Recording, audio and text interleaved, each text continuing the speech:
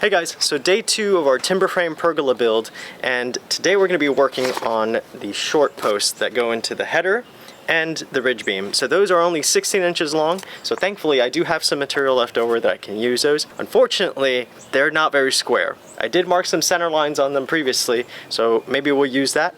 Perhaps we'll just go with the good side and maybe square it up as good as we need to get the work done. Other than that, we're still waiting on the lumber order. I haven't heard back from the lumber mill yet, whether that's going to come in tomorrow or Friday. So fingers crossed it comes in tomorrow and then we can work on it some on Friday. Let's get cracking.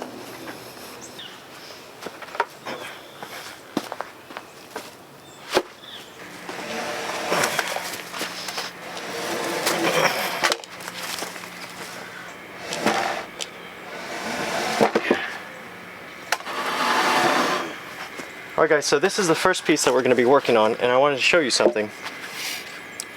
So this looks relatively square to most folks, but when you actually take a square to it, let's see what it does. You can see right there there's a giant gap on that side, so it's not square at all. And it's not square at all along the length of the timber. So there's a lot of gap right here and right here. So pretty much everywhere. This side seems okay, but then when you move the square along the length of it, it's not square. So that one seems okay. And then it changes. So to get around that, what I had done was I had put center lines on there. So these black lines that you see along the length of it, those are snapped orthogonal lines. And we do them by setting them on the faces of the timber. So hard to see right there because this has kind of been wet and weathered a little bit. But we're going to use these center lines to lay out the joinery on this one. And this one's going to be pretty simple. This one's going to be a tenon in that direction and a tenon in that direction. So because I'm using power saw, I don't really care about this knot. I'm going to cut into it a little bit, but it's not a big deal. So I'm going to use the center lines to lay out the joinery. And yeah, that's what you do if you have timbers that are severely out of square. I could go ahead and take the time to square this out with a plane, but in reality this is going to be a small section, small piece like this. No one's going to be able to tell that it's out of square. No one's going to know except me. So it's perfectly fine to do it that way. And besides, it's actually a traditional way to do joinery in Japanese timber framing is to use these center lines. So I know how to do it. So we'll go ahead and lay out the joinery that way and cut it this way. It's no different from square roll, the way you cut it, but I would say that it's more precise because you can actually rely on these lines being perfectly straight.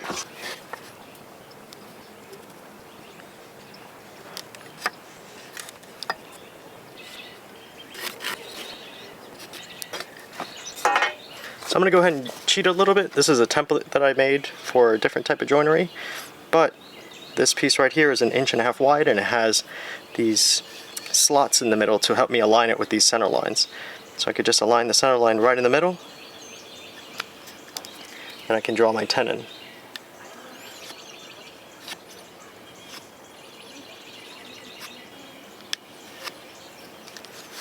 Okay, that's easy enough.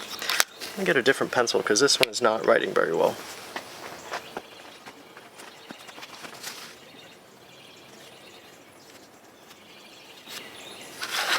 There we go. That's waste. Okay, let's do the same thing down here as well.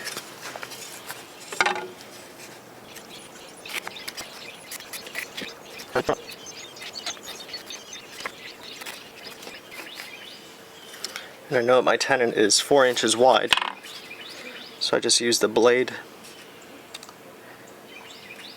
of the square, which is 2 inches wide.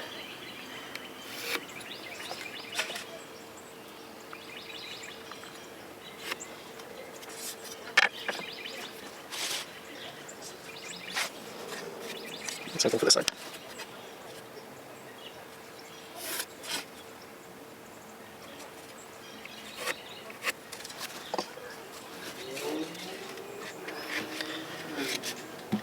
So now we spin it twice because this last face we're just going to extrapolate. So we're going to bring the lines to the edges, and then we're just going to connect those lines without actually worrying about the center line.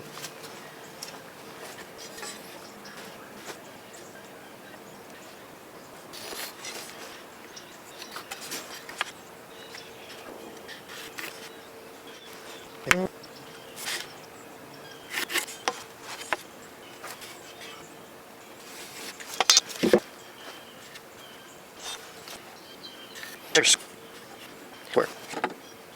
So go.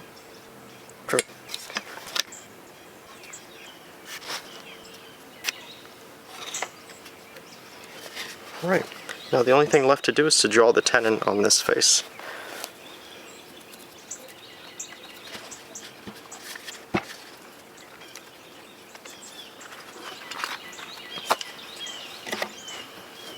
So first thing is I'm going to redraw my center lines because they're not on there.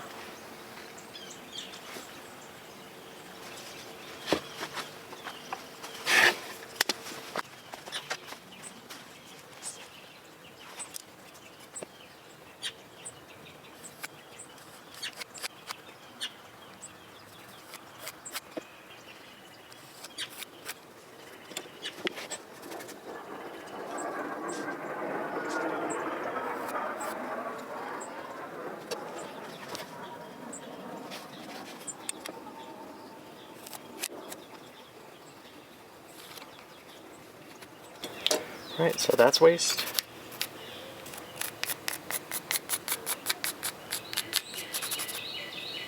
There we go.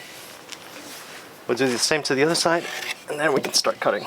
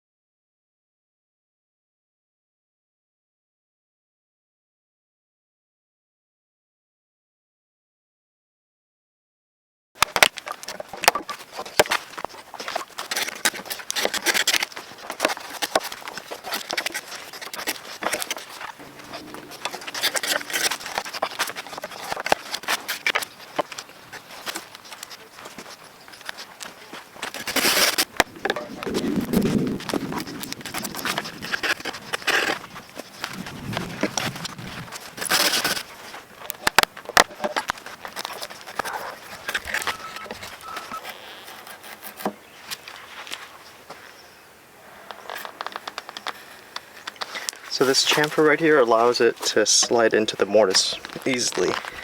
So usually the corners of the mortise are not very well defined, or you know, they have the most variation in them. So if you chamfer these, it allows this tenon to slide in with less obstruction. There's going to be plenty of friction already, so you should do your best to kind of remove as many obstructions as possible.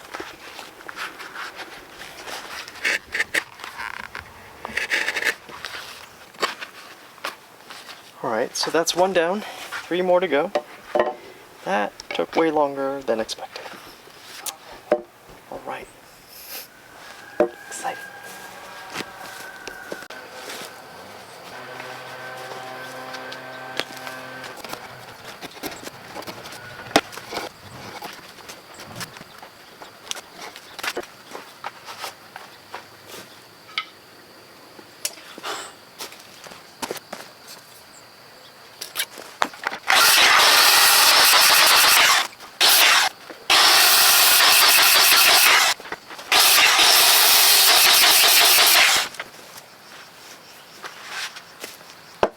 So it was a bit of a rough start today. It took me about 2 hours to finish this single piece right here, but so far I'm at about 2.5 hours and I'm almost done with all 3 of these. I think it's because of the center lines. When you have center lines and you take the square measurements from there, it tends to be a little bit tedious and takes a lot more time than with traditional square rule. There's still a little bit of sun left, so I'm going to go ahead and finish off these pieces. Hopefully the sawmill has good news for me and actually has the order completed by tomorrow and I can go pick it up. It's good news. I think we're on track to actually finish this project on time, but if something happens, if somebody gets sick, like me, or if the sawmill doesn't have my order on time, then we're gonna have to scramble and figure something out. Anyway, hope you guys enjoyed today's filming and hope you learned something. Let me know if you'd like to see something discussed, if you want me to talk about something a little bit more. I go through these pretty quick because I kind of already know what it is that I want. I understand that some folks want some extra explanation. Anyway, thanks for watching. See you guys tomorrow.